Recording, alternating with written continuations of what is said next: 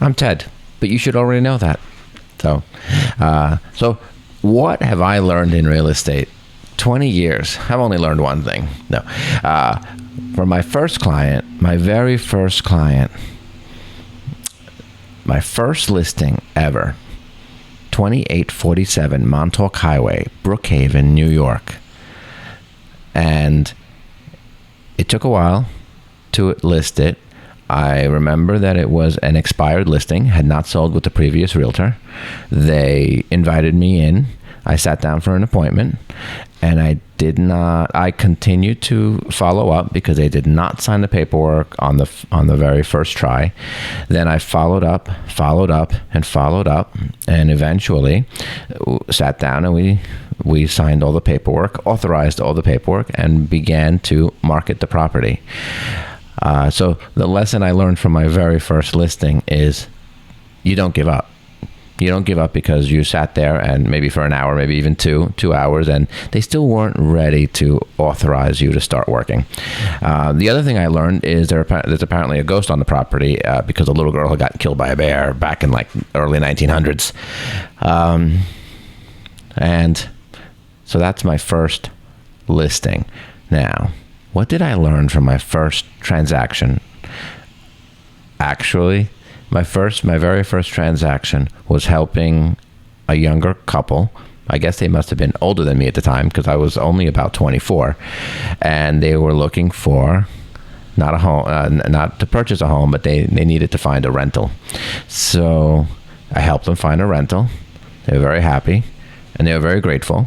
And it's important I said I was 24 because then they came in to the office after they had already rented the place and probably never would really need to speak to me, I mean, only hopefully when they were ready to buy a house. And I did help them buy a house actually 5 years later. And they came in and they brought a bottle of wine as a very nice thank you.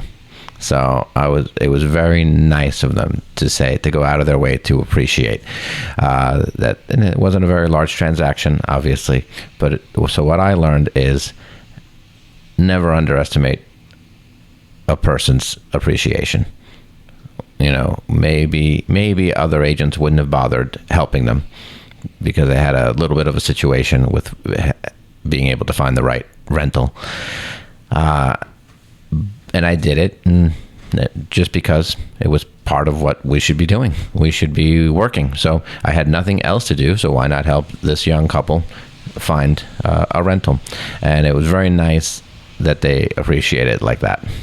And my very first selling transaction, the lesson I learned was never, ever, ever think you can make a decision for a buyer. They may talk to you about needing a place where their dogs are, different one. The person selling the house had pit bulls. So even though it was on a main road, it was number 211 William Floyd Parkway. I don't know why I think that's the correct address. I think it's real. 211 William Floyd Parkway. It's either 211 or 210. It's whichever one was on the east side of the road. And the current owner, we were having trouble selling that house because, guess what? It's on William Floyd Parkway. It's a 4-lane highway, guys.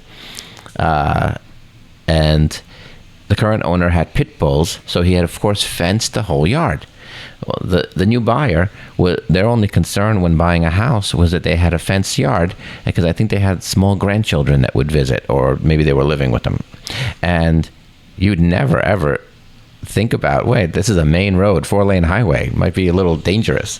And if I had decided to think for them, they never would have found the house that was right for them. And because it was fenced in and it was protected from the road, even though someone could run into the front yard, they can't, they wouldn't go out to the road. And so there, you'd never, ever know what a buyer is ultimately going to want.